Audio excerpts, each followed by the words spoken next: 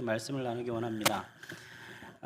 얼굴 표정을 보시니까 저 앞에 있는 목사가 도대체 어떤 설교를 할까 이렇게 긴장하고 계신데요. 앞에 선 사람은 더 긴장하고 있습니다. 표정을 좀 풀어주셔야 제가 은혜롭게 설교할 수 있을 것 같습니다. 너무 만나서 반갑고요. 제가 예배를 몰래 드리러 왔다가 앞에 이렇게 설 줄은 몰랐습니다. 제가 지금 미국 들어온 지는 1년 한 6개월 정도 됐고요. 아직 걸음마도 못 뛰었습니다. 기어다니고 있고요. 네. 그리고 처음에 이 스파던버그로 처음에 들어와서 지금까지 여기 계속 머무르고 있습니다. 아직 하나님께서 기도하고 준비했던 길을 열어주시지 않으셔서 지금 준비하고 기다리고 기도하고 있는 중이고요. 하나님께서 모든 길을 열어주실 것을 믿고 그냥 잠잠히 기도하고 있습니다. 네, 하나님께서 지금까지 인도해 오셨고 앞으로도 인도해 주실 걸 믿습니다. 저는 올해 제 사역으로는 25년 차더라고요. 97년에 제가 전도사로 처음으로 사역을 시작하면서 25년, 그리고 그 전에도 이제 전도사 사역까지 하면 부족하지만 거의 한 30년 가까이 교회 안에서 사역을 감당하고 있습니다. 미국 들어오기 전에도 전안에 있던 감리교회에서 이제 부교육자로 있다가 하나님이 갑자기 불러주셨어요. 코로나 기간 동안에 갑자기 불러주셔서 이렇게 들어왔는데 하나님 왜 미국 보내셨는지 아직도 모르겠습니다. 아직도 모르겠고 하나님이 보내셨기 때문에 왔다고 믿고 있고, 감사하게 1년 6개월 동안에 참 어렵고 힘든 기간이었지만 그럼에도 하나님이 인도하고 계시구나, 하나님이 반드시 나와 함께하고 계시구나 라고 하는 것을 깨닫게 하는 그런 기간을 걷고 있습니다. 힘들어도, 광야를 걸어도 하나님이 함께 하시면 이스라엘 백성이 40년 광야의 길을 걸었던 것처럼 우리 모든 사랑하는 성도들에게 하나님이 그러한 역사로 함께 해 주실 것을 믿습니다. 우리가 인생을 살아가다 보면 어려움을 만날 때가 많습니다. 크고 작은 위기를 만날 때가 많이 있죠. 그런 위기 상황 속에서 우리가 어떻게 반응하느냐에 따라서 다른 결과를 가져오게 됩니다. 우리가 믿음으로 반응하고 기도하며 하나님 뜻대로 우리가 반응하게 될 때는 하나님의 역사를 경험하게 되고 하나님의 풍성한 은혜를 누릴 수 있게 됩니다. 그런데 그렇지 않고 세상적이고 인간적인 반응을 할 때는 낙심하고 좌절할 수밖에 없는 것이죠. 위기라고 하는 단어를 한자로 보면은요, 위태로울 위자에 틀 기자를 씁니다. 무슨 말이냐면 위험하다의 위자와 기회의 기자가 합쳐진 게 위기라고 하는 단어입니다.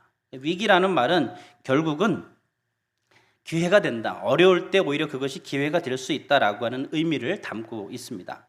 우리가 믿음의 길을 가게 될 때도 우리가 만나는 수없는 위기들이 있습니다.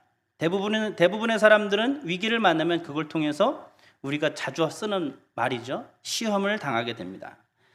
위기는 기회다라는 말은 참 무수히 많이 들어서 알고 있습니다.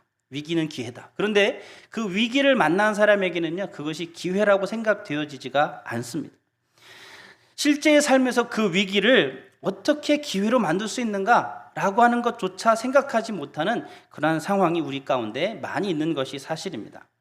어떤 사람은 믿음으로 해봤지만, 믿음으로 그 위기 속에서 견뎌내고 버텨내려 해봤지만 더 가면 갈수록 더 높은 낭떠러지가 나에게 있더라라고 말하는 사람도 있습니다. 믿음의 위기는요, 인생의 고통과 함께 오는 경우가 참 많이 있습니다. 마가복음 5장에 보면 야이로라고 하는 회당장이 나오는데요, 이 회당장에게 큰 위기가 있었습니다. 그게 뭐냐면 자신의 딸이 죽게 생긴 거예요. 그래서 예수님을 만나면, 예수님을 모시고 오면, 예수님을 모시고 이 딸을 만나게 하면 이 딸이 낫겠다라고 하는 믿음이 있었습니다. 그래서 예수님을 만나고 또 감사하게 예수님이 그래 가자 하면서 같이 그 야이로의 집으로 향하고 있는 중간에 무슨 일이 생기냐면요, 유명한 얘기를 하죠. 12해 동안, 12년 동안 혈류병 앓던, 그 피를 흘리는 병을 앓고 있던 여인을 만나게 됩니다. 예수님 옷자락을 붙들죠. 예수님 옷자락을 붙들어서 거기서 시간이 지체되는 거예요. 그러면서 누가 내 옷자락 만졌느냐? 제자들이 사람이 이렇게 많은데 이거 설명을 안 하겠습니다. 다 아시니까요. 그래서 거기서 시간이 지체돼요. 그런데 거기서 그 여인이 고침받고 치유받으면서 사람들은 다 놀라고 감격하고 기뻐했는데 한 사람만 계속 걱정하고 있습니다. 누굴까요? 야이로입니다. 야이로는요, 그 여인이 12년 동안 뭐 병에 들었던 뭐든 상관없었을 거예요. 그냥 자기의 딸만 지금 어떻게 하면 살릴 수 있을까, 그 마음만 가지고 있었을 겁니다. 그래서 그 일이 어느 정도 마무리됐는데 이제 내 딸을 만나러 예수님 모시고 가야 되는데 무슨 일이 생깁니까? 딸이 죽었다라는 소식을 듣게 되죠. 완전히 절망했을 겁니다. 위기가 이제는 절망으로 떨어졌어요. 그럼에도 불구하고 예수님은 두려워하지 말고 믿기만 하라 라고 하는 말씀을 해주셨고, 그것을 야이로가 붙들었을 때 그 딸이 달리다 굼의 놀라운 역사를 경험할 수 있게 되었습니다. 이렇게 인생의 어려움과 함께 하나님의 역사하심도 함께 오는 것임을 여러분 반드시 기억하시기를 바랍니다. 어려움 속에서 하나님의 인도하심을 발견하고 믿음의 길에 머무른 사람들에게 하나님의 응답의 역사가 반드시 부어지게 될 것임을 여러분 믿으시기를 바랍니다. 우리 신앙생활 하는 거는요, 그냥 마음의 평안을 얻기 위해서 하는 것이 아닙니다. 우리가 구원받는다고 하고는 목적 그 하나만을 가지고 신앙생활하는 것이 아니에요. 주님이 우리를 부르셨을 때는요, 이 땅에서 잘 되는 것만도, 또 영원한 천국에 들어가는 것만도 요구하시는 것이 아니라 이 땅에서도 잘 되고 하나님 나라에서 영원한 삶을 누릴 수 있는 그런 은혜의 삶으로 우리를 초청하신 것이죠. 오늘 본문 말씀에 보게 되면 위기를 만난 또 하나의 사람을 우리가 찾아볼 수가 있습니다. 다니엘이죠. 이 다니엘의 이야기도 사자굴에 들어간 다니엘의 이야기, 교회를 안 다녀도 많은 사람들이 알고 있는 이야기일 겁니다. 그런데 이 이야기를 가지고 도대체 무슨 설교를 뽑아내시려고 저러시나 하실 수 있는데요, 저는 우리가 익숙한 말씀을 통해서 그 안에 보화와 같은 하나님의 말씀을 다시금 건져내는 것이 필요하다고 생각되어집니다. 왜냐하면 이 다니엘의 이야기는요, 많은 사람이 알고 있지만 이솝 우화와 같은 이야기가 아니에요. 우리에게 교훈을 주는 이야기가 아닙니다. 우리의 삶에 하나님의 말씀을 적용했던 위기의 사람이 어떻게 하나님의 은혜를 경험했고, 위기를 당하고 있는 우리와 같은 똑같은 우리의 상황 속에서 우리가 어떻게 하나님의 은혜를 경험할 수 있을까라고 하는 것을 반면교사, 그 거울을 보는 것 같이 우리가 만날 수 있기 때문에 하나님의 말씀은요, 들어도 계속해서 그 안에서 하나님의 은혜와 보석을, 말씀의 보화를 발견할 수 있게 되는 겁니다.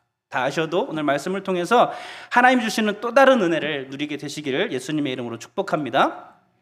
메데바사라고 하는 이 나라에 고관 120명 위에 3명의 총리가 있었습니다. 그 중에 한 명이 다니엘이었죠.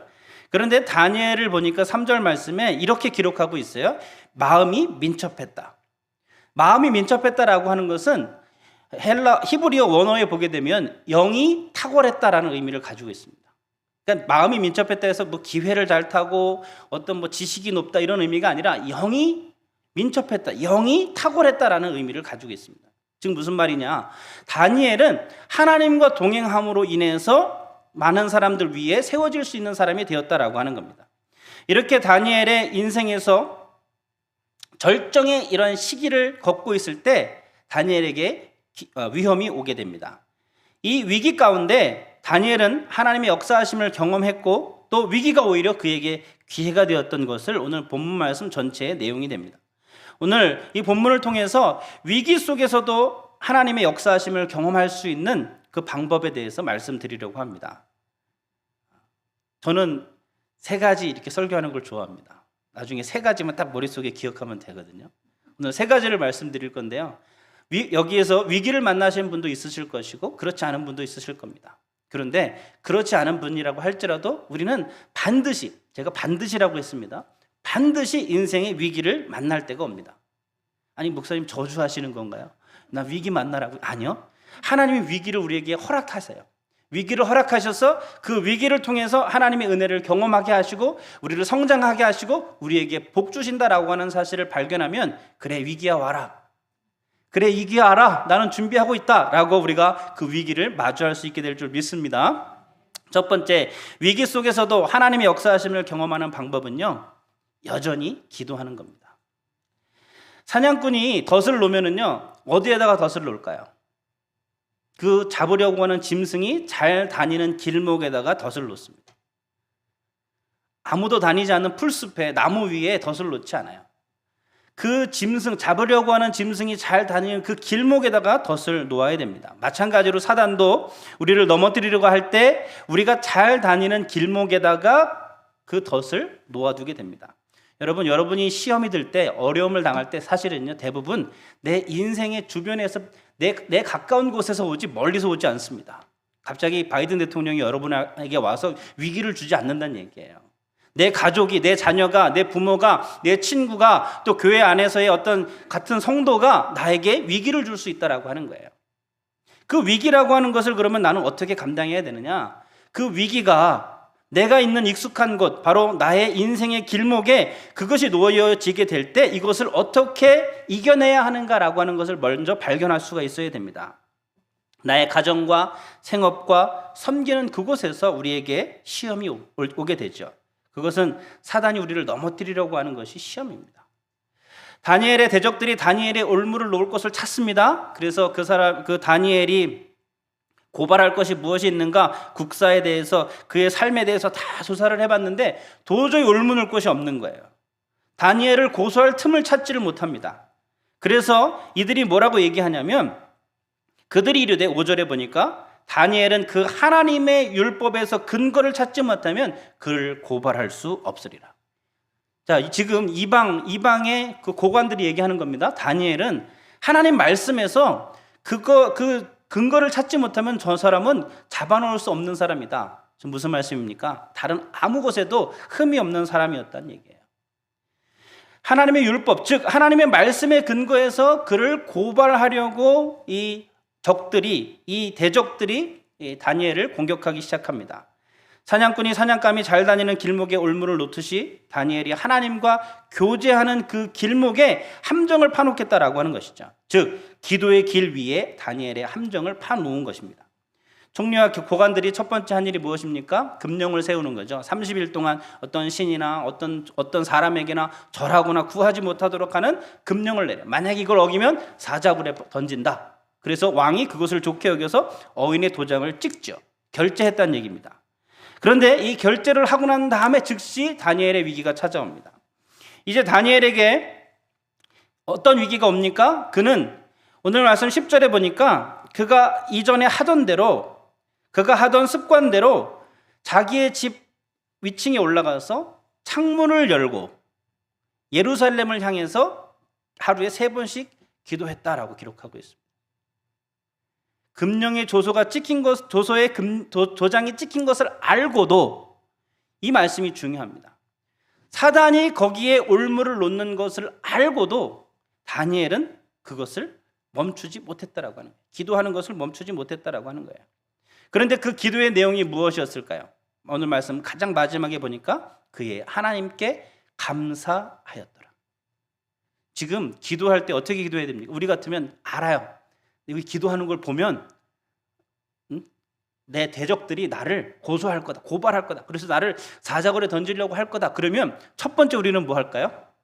기도는 멈출 수 없으니까 어떻게 해요? 창문부터 닫고, 그렇죠? 창문을 닫아놓고 기도를 하든가, 아니면 적들을 속이기 위해서 내가 하던 습관 3번의 시간을 좀 바꿔서 9시, 12시, 3시 했다면 11시, 5시 이런 식으로 시간을 바꾸던가 해야 됩니다. 아니면 그것도 다 아니라면 기도할 때 하나님, 저 대적들에게 불을 내려 주시옵소서, 저들을 멸하여 주시옵소서, 그래야 되는 거 아니에요? 그런데 다니엘은 어떻게 합니까? 자기가 하던 습관대로 창문을 열고 뭐 했다고요? 감사하였더라 그랬습니다.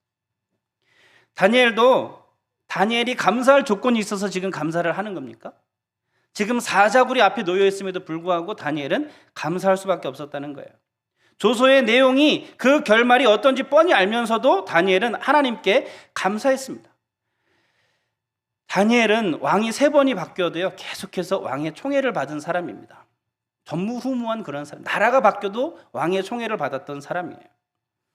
위기는 하나님으로부터 받았던 그 은혜와 사랑을 감사로 하나님께 다시 돌려드리는 시간입니다.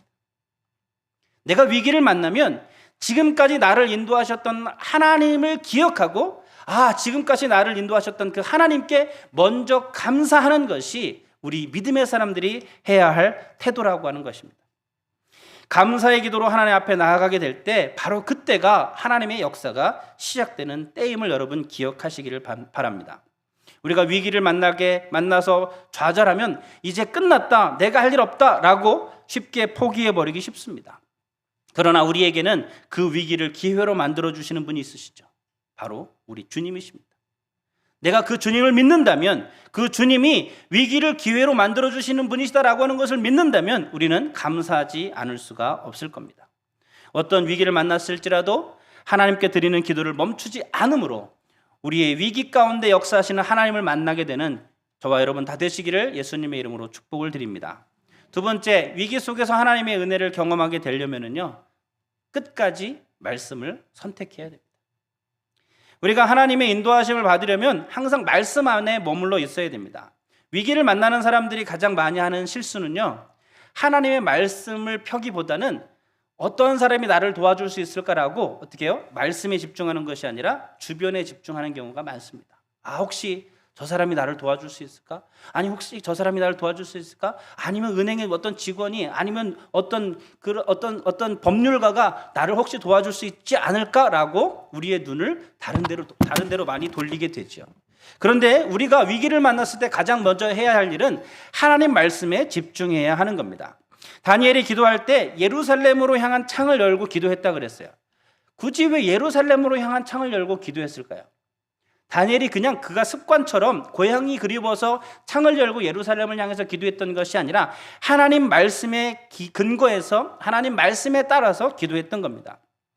열왕기상 8장에 보게 되면 솔로몬이 성전을 봉헌하는 장면이 나옵니다. 거기에 보면 솔로몬의 기도가 이렇게 나오죠. 열왕기상 8장 29절 30절에 보면 주께서 전에 말씀하시기를 내 이름이 거기 있으리라 하신 곳 이 성전을 향하여 주의 눈이 주야로 보시오며 주의 종이 이곳을 향하여 비는 기도를 들으시옵소서. 주의 종과 주의 백성 이스라엘이 이곳을 향하여 기도할 때에 주는 그 간구함을 들으시되 주께서 계신 곳 하늘에서 들으시고 들으시사 사하여 주옵소서. 그랬더니 어떠한 역사가 나옵니까? 역대하 7장 1절의 같은 장면인데요. 솔로몬이 기도를 마침에 불이 하늘에서부터 내려와서 그 번제물과 제물들을 사르고 여호와의 영광이 그 성전에 가득하니. 지금 무슨 말씀이에요? 솔로몬이 성전을 봉헌할 때 하나님, 성전을 향해서 하나님의 백성들이 기도하게 될 때 하나님의 백성들의 기도에 응답해 주세요. 간구했더니 하나님이 그래 라고 오케이 하고 역사해 주셨다는 거예요. 확인해 주셨다고 하는 거예요. 이 말씀에 나온 대로 다니엘은 성전을 향해서 말씀에 근거해서 그 말씀을 붙들고 기도한 것입니다. 우리가 기도할 때 우리는 말씀을 끝까지 붙들어야 됩니다. 언약의 말씀을 위기 상황 속에서 붙들고 끝까지 말씀을 선택한 사람이 바로 오늘 말씀에 나온 다니엘이에요.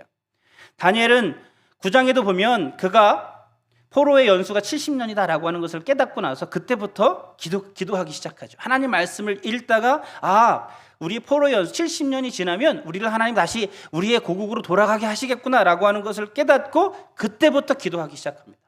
다니엘은 철저하게 하나님 말씀에 근거해서 기도하는 사람이었어요. 그런데 우리는 어떻습니까? 대부분의 사람들은 자신의 마음의 방향을 향하여 기도합니다. 하나님 이것 좀 이렇게 해주세요. 하나님 저것 좀 저렇게 해주세요 라고 내 문제를 해결할 방법을 향해서 기도합니다. 하나님은 우리가 말씀을 향하여 기도하기를 원하세요. 이제 우리가 기도할 때는요, 말씀을 먼저 읽고 말씀 안에서 하나님의 응답을 받고 그 말씀을 향하여 기도하는 것이 하나님의 역사를 받는 방법이다라고 하는 것을 깨닫습니다. 그래서 우리가 기도하는 것이 그냥 향방 없이, 방향 없이 그냥 하늘을 두드리듯이 그냥 기도하는 것이 아니라 하나님 말씀을 붙들고 그 말씀을 깊이 묵상하며 그 말씀 안에 하나님 응답을 바라고 기도하는 그 기도가 바로 우리의 기도가 돼야 된다라고 하는 것을 여러분 반드시 기억하시기를 바랍니다. 다니엘은 하나님의 마음의 방향을 향해서 기도했습니다. 하나님의 소원과 하나님의 말씀을 향해서 기도했다는 거예요. 하나님의 소원과 하나님의 말씀의 방향의 때로는 세상과 다를 때가 있습니다. 세상은 이렇게 하는 것이 옳다라고 말을 하지만 하나님은 아니야, 이렇게 하는 것이 옳아라고 말씀하실 때가 있어요. 그러면 우리는 어떻게 해야 됩니까? 세상이 옳다라고 말하는 것이 아니라 하나님이 옳다라고 말씀하시는 것에 우리는 시선을 두고 마음을 두고 기도할 수 있어야 됩니다. 요한복음 6장 63절에 살리는 것은 영이니 육은 무익하니라. 내가 너희에게 이른 말은 영이요 생명이라. 우리는 영이신 말씀을 붙들어야 됩니다. 그러면 매이지 않고 묶이지 않을 것입니다. 우리가 살아나는 방법이에요. 그 말씀이 내 안에 거하면 요한복음 15장 7절에 나오는 것처럼 너희가 내 안에 거하고 내 말이 너희 안에 거하면 무엇이든지 원하는 대로 구하라. 그리하면 이루리라. 뭐라고 말씀하세요? 너희가 내 안에 거하고 내 말이 너희 안에 거하면 무엇이든지 구하라 그랬어요. 그러면 원하는 대로 그것을 이루리라. 저는요 절대 기복주의를 말씀드리는 것이 아닙니다. 하나님께 기도해서 복을 받자라고 하는 것을 말씀드리는 것이 아닙니다. 하나님이 우리에게 주시는 복은요, 우리가 돈이 많고 좋은 집을 가지고 좋은 차를 가지고 좋은 비즈니스를 하는 것이 하나님의 복이 아니라 하나님 말씀 안에 머물고 하나님 말씀이 살아있는 삶을 살아가는 것이 우리에게 성공적인 삶이요 우리에게 복받은 삶이라고 하는 겁니다. 응답은 이렇게 오는 겁니다. 우리가 기도하면 하나님 다 응답하시죠. 그런데 아무 기도에나 응답하시는 것이 아니에요. 하나님 마음에 합한 기도, 하나님 말씀에 합한 그 기도에 하나님 응답하신 겁니다. 끝까지 말씀을 선택하는 여러분 되시기를 축복합니다. 말씀을 붙들고 기도하게 될 때 그 어떠한 상황에서도 인도하시고 역사하시는 하나님을 만나게 될 줄 믿으시기를 예수님의 이름으로 축원을 드립니다. 마지막, 하나님의 위기 속에서 하나님의 역사하심을 경험하기 위해서는요, 서로의 마음을 나누는 기도가 필요합니다. 즉 중보가 필요하다는 거죠. 오늘 본문에 나오는 왕이 있는데요, 다리오 왕입니다. 이 다니엘이 기도하는 모습을 본 원수들이 다리오 왕에게 고소를 하죠. 그런데 다리오 왕은 자기가 금령의 그 조서를 찍었기 때문에, 결제를 했기 때문에 자기조차도 그것을 번복할 수가 없습니다. 그래서 사자굴에 다니엘을 던져놓을 수밖에 없는 상황이에요. 그런데 오늘 말씀에 읽지는 않았지만 다리오 왕의 반응이 어떻습니까? 14절에 보니까 왕이 이 말을 듣고 그로 말미암아 심히 근심하여 다니엘을 구원하려고 마음을 쓰며 그를 건져내려고 힘을 다하다가 해가 질 때에 이르렀더라. 지금 자기 밑에 120명의 그 신하들 중에 한 명일 뿐이에요. 자기가 아끼는 신하지만 자기가 이렇게 번민하고 그로 인해서 그를 구원해 주려고 막 근심할 수 있을 정도의 그런 신하가 아닐 수 있었습니다. 그럼에도 불구하고 다니엘은 이 다리오 왕에게 그러한 사람이었다는 거예요. 다니엘의 구원을 위해서 번민하는 모습을 보입니다. 해가 질 때까지, 또 해가 다시 이제 뜰 때까지 이제 번민하고 근심하는 모습이 보입니다. 다니엘을 살리기 위해서 근심했던 다리오 왕은 어떤 사람입니까? 다리오 왕과 다니엘은요, 서로의 마음을 아는 사이예요. 마음을 나눴던 사이입니다. 우리가 사람들하고 친해지는 거는요, 그 사람의 어떤 외모나 그 사람의 환경 때문에 친해지는 것이 아니라 마음을 나눌 때 친해질 수가 있습니다. 마음을 나눌 때 친구가 되는 거죠. 저도 친구가 참 많습니다. 그런데 정말 마음을 나누는 친구는 별로 없어요. 그냥 겉으로는 같은 학교 나오고 또 이제 뭐 같이 공부하고 같이 친하게 어렸을 때 같이 지냈던 그런 친구들은 많이 있지만 마음을 나누는 친구들은 많지 않았다는 거예요. 우리가 마음을 나누는 친구가 정말 좋은 친구가 되는 거죠. 저는요, 지금 딱 한 사람이 있어요. 한국에서 지금 저한테 제가 연락 안 해도 한 달에 적어도 한 번 정도는 저에게 전화해 주는 친구가 있습니다. 얼마나 하나님께 감사합니다. 그리고 많이 기도해주고 저를 위해서 여러 가지로 많이 도와주는 친구가 있습니다. 저희는 그렇게 마음을 나눌 수 있는 친구가 있어서 얼마나 감사한지 몰라요. 힘들 때 사실은요, 이 친구가 있다는 거는요, 저희 아내나 저희 부모님이나 가족들에게도 말하지 못하는 걸 친구한테 말할 때가 참 많이 있어요. 이런 문제가 있어. 그러면 이런 사람이 나한테 참 어렵게 한 이런 사람이 있었어. 그러면 같이 욕을 해주는 거죠. 목사가 욕은 못하고 욕을 해주는 그런 삐삐 이렇게 처리가 되는 거죠. 네, 그런 사람이 다 있어 이렇게 하면서 같이 해주면 마음이, 그 문제가 해결되진 않지만 마음이 정말 편안해지는 것을 느낍니다. 그런데 다리오 왕과 다니엘이 이런 사이였다는 얘기예요. 그래서 다리오 왕의 다니엘을 신임했던 겁니다. 환경을 통해서 오는 위기가 때로는 사람을 통해서 해결이 됩니다. 기도를 통해서 오는 응답의 결과가 사실은요, 사람들이 협력함으로 오는 경우가 많이 있습니다. 우리는 서로를 도우면서 살아가는 존재로 창조되었습니다. 결코 혼자서는 살아갈 수 없는 사람들입니다. 신앙생활도 마찬가지입니다. 믿음 안에서 지체들이 서로 돕고 살아가는 것이 너무나 중요하죠. 제가 그린빌 교회 한 작년 9월부터 제가 예배드리러 왔으니까요, 이제 거의 1년 가까이 돼가지만 하면서 느꼈던 것은 참 편안한 교회다라는 것을 많이 느꼈습니다. 목사님이 참 성품이 좀 온유하시고 편안하시고요. 그리고 목사님 만나서 따로 한번 이렇게 식사를 같이 한 적이 있는데 감리교가 좁기는 좁더라고요. 한 달이 걸으니까 다 알더라고요. 이게 알고 다 알게 되더라고요. 그래서 이제 목사님 뵈면서 교회가 평안한 이유가 있구나 라는 걸 느꼈습니다. 그런데 교회가 정말 건강한 교회냐라고 하는 것을 알려면은요, 목사님이 잠깐 안 계실 때가 그때가 그 교회가 건강하냐를 체크할 수 있는 그런 기회입니다. 그런데 제가 보니까요, 우리 성도님들 목사님이 안 계셔도 교회를 지키며 기도하고 예배를 위해서 힘쓰는 여러분들의 모습을 보니까 우리 그린빌 교회는요, 참 건강한 교회라고 저는 믿습니다. 여러분, 우리가 교회에 신앙생활하는 이유가 뭡니까?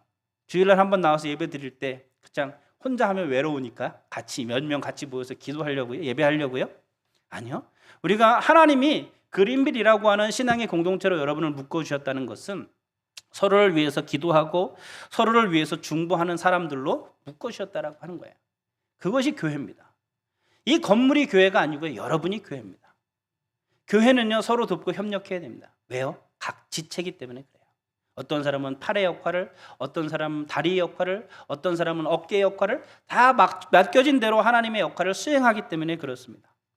우리가 성도들 간에 하나님이 우리에게 교회를 허락하신 이유, 성도들 간에 서로 돕고 서로 협력하는 공동체로 그것을 그렇게 세우라고 우리에게 허락하신 것이라고 하면 서로 돕는 것이 과연 무엇이냐? 네? 뭐 어려울 때 그냥 돈 모아서 이렇게 어려운 사람 해결해 주는 거요? 아니요. 그것은 한계가 있을 수밖에 없어요. 서로 돕는 것은 서로를 위해서 기도하는 겁니다. 서로를 위해 기도하는 그 기도가 여러분에게 하나님의 사랑을 알게 해주는 거고요, 여러분이 하나님의 은혜를 경험할 수 있는 통로의 역할을 감당하게 해주는 겁니다.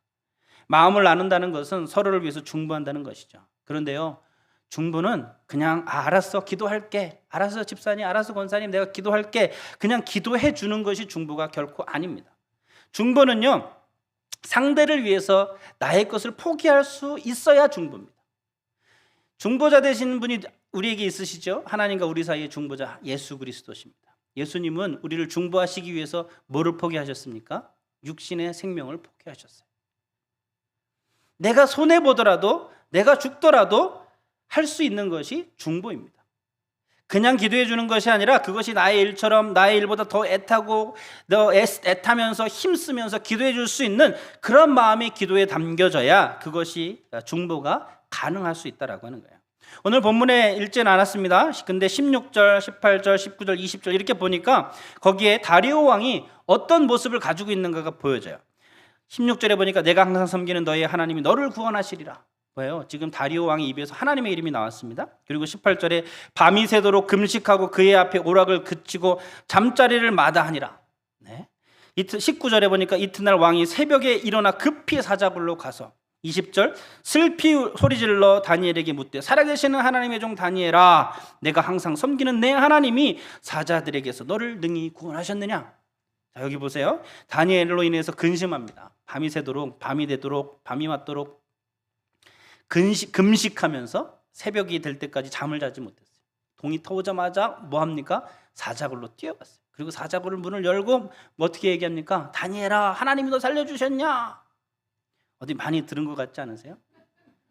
다리오 왕이요, 지금 다니엘을 위해서 중보해 주는데 어떻게 중보합니까? 금식 기도하면서 금식 철야 기도하면서 중보해 주는 거예요. 마음을 나눴기 때문에 가능한 겁니다.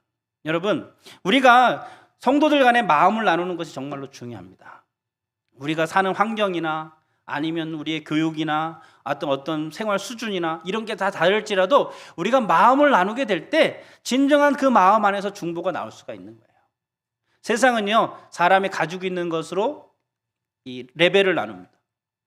많이 가지고 있으면 하이 레벨, 적게 가지고 있으면 로우 레벨 나눠서 자기들끼리만 뭐 어떤 관계를 맺고 자기들끼리만 어떤 교제를 하고 이런 사람들이 참 많이 있어요. 그런데 우리의 교회 안에서의 그리스도 안에서의 교회는요, 그런 세상의 레벨과는 상관이 없는 겁니다. 그리스도의 마음을 나누는 것이 중보예요. 이 중보 기도가 어떤 역사를 이룹니까? 24절에 보니까 결국은 하나님이 다니엘을 구원해 주셨을 뿐만 아니라 그 참소하는 자들이 사자굴에 던져지게 되죠. 그로 인해서 다리오 왕이 하나님을 찬양하게 됩니다. 다리오 왕이 26절, 27절에 보니까 내가 이제 조서를 내려놓으라 하면서 어떻게 해요? 다니엘의 하나님이 하나님 앞에서 두려워 떨지어다 하면서 오히려 전국에 뭐예요? 그냥 각 그 공보를 내려가지고요, 방을 내려가지고 다니엘의 하나님을 두려워해라 나의 백성들아라고 오히려 전도하고 있는 거예요. 하나님이 어떤 분이시다라고 하는 것을 알려주고 있습니다. 하나님은 위기 속에서도 역사하시는 분이십니다.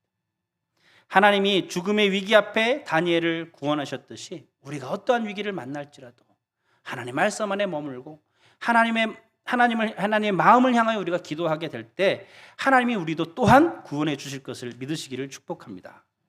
우리에게는 위기를 만날 때 다리오 왕처럼 하나님이 허락한 마음을 나누는 기도의 사람이 있습니까?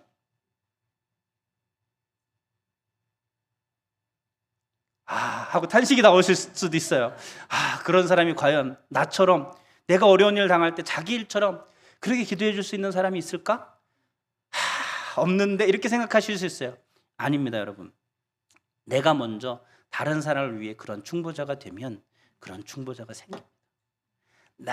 나는 그렇지 않고 그 사람이 나에게 그렇게 해주기를 원한다? 하나님은 그 안에서 역사하시지 않습니다. 하나님은 서로 마음을 나누고 서로 뜻을 다하고 또 하나님과 함께 하나님의 은혜 안에서 하나님의 역사를 이루기를 간절히 소망하는 사람들 사이에서 역사하시는 것이지, 내 문제만 해결되고 나만 잘 되고 그런 말 있죠. 나만 아니면 돼, 나만 어려움 당하지 않으면 돼라고 하는 이기적인 마음을 가지고 있는 사람을 통해서는 역사하실 수가 없어요. 우리에게는 마음을 나눌 수 있는 중보자가 필요한데 그러기 위해서 내가 먼저 다른 이의 중보자가 돼야 됩니다. 우리는 누군가 날 위해서 기도해 주기를 원합니다. 그러나 하나님이 원하시는 것은 내가 다른 사람을 위해서 기도해 주는 것을 원하십니다. 위기에 있는 사람과 마음을 나누고 그러한 모습이 바로 진정한 교회의 모습이고 성도의 모습입니다. 우리는 그리스도의 지체입니다. 옆에 있는 분이 나와 한 지체이기 때문에 마음을 나누고 중보할 수밖에 없는 것이죠. 우리의 지체를 위해서 마음을 나누는 중보를 통해서 그 지체와 나의 삶에 하나님의 역사하심을 풍성하게 경험할 수 있는 여러분 되시기를 예수님의 이름으로 축복합니다. 말씀을 정리하겠습니다. 폭풍이 오게 될 때 닭과 독수리의 태도는 완전히 다릅니다. 폭풍이 오면 닭은요, 닭장 속에 먼저 숨어서 머리를 쳐박고 있습니다. 그런데 독수리는요, 폭풍이 오면 그 강한 바람을 맞아서 날개를 펴면서 하늘로 비상할 준비를 합니다. 인생의 폭풍을 만날 때 두 가지 사람의 유형이 있습니다. 하나는 닭 같은 사람입니다. 어려움을 만나면 움츠러들고 숨는 사람이죠. 또 한 사람은 독수리처럼 날개를 펴는 사람이 있습니다. 그 위기를 통해서 하나님이 나에게 은혜의 바람을 불어주셔서 나를 날아오르게 하실 것이다 라고 하는 그 믿음을 가진 사람이 있습니다. 하나님은 여러분과 저를 나약한 닭이 아니라 독수리가 되기를 원하십니다. 여러분이 인생에 폭풍과 같은 위기를 만났을지라도 날개를 움츠리고 숨어드는 닭과 같은 태도가 아니라 독수리와 같이 폭풍을 향해서 오히려 날개를 펴고 날아오를 수 있는 그런 믿음의 성도들이 다 되시기를 예수님의 이름으로 축복합니다. 우리가 다니엘과 같이 스스로 어찌할 수 없는 위기를 만날 때가 많이 있습니다. 앞으로 또 만날 수 있습니다. 그런 위기 가운데 하나님의 역사하시는 손길을 만나기 위해서 오늘 세 가지, 어떤 상황일지라도 계속 여전히 기도하는 거고요. 두 번째, 끝까지 말씀을 선택하는 거고요. 세 번째, 서로의 마음을 나누는 중보가 필요하다. 이 세 가지를 기억하시고 어떠한 위기를 만날지라도 하나님의 역사하심을 기대하고 위기의 폭풍 속에서 날아오를 수 있는 우리 그린빌교회 모든 성도님들 다 되시기를 예수님의 이름으로 축복합니다. 기도하시겠습니다. 하나님 감사합니다. 오늘 다니엘서 말씀을 통해서 다니엘의 위기 가운데 역사하셨던 하나님을 우리가 다시금 깨달을 수 있도록 인도해 주신 것을 감사드립니다. 다니엘이 인생의 죽음의 위기를 만났지만 그가 여전히 기도하고 끝까지 말씀을 선택하며 마음을 나누는 중보가 있었을 때에 그가 오히려 그 삶이, 그 위기가 기회가 되었던 것처럼 우리 믿음의 모든 성도들에게 하나님, 이러한 역사가 이루어지기를 간절히 바라고 소망합니다. 하나님, 우리가 위기를 만났고 또 위기 속에 있으며 또 위기를 만날 수 있습니다. 그러나 그 위기가 하나님이 우리에게 주시는 은혜의 기회며 또 하나님이 지금까지 나를 인도해 주셨던 그 은혜에 감사하는 그러한 환경인 것을 다시금 깨닫게 하시고 어떠한 일을 만났을지라도 결코 하나님을 포기하고 나의 인생을 포기하지 않는 우리의 삶이 될 수 있도록 주님 인도하여 주시옵소서. 닭장 속의 닭과 같이 폭풍을 만났을 때 움츠러드는 나약한 신앙인이 아니라 독수리와 같이 그 위기의 폭풍 속으로 뛰어들 수 있는, 그리고 그것을 향해 더 높은 곳으로 날아갈 수 있는 우리 모든 성도들 다 될 수 있도록 주님 인도하여 주시옵소서. 우리 아버지 되신 하나님의 역사하심을 반드시 경험하는 모든 성도들 다 되게 하여 주시옵소서. 하나님께서 인도해 주시고 역사하실 줄 믿고 감사드리며 모든 말씀 우리 주 예수님의 이름으로 기도 올리옵나이다.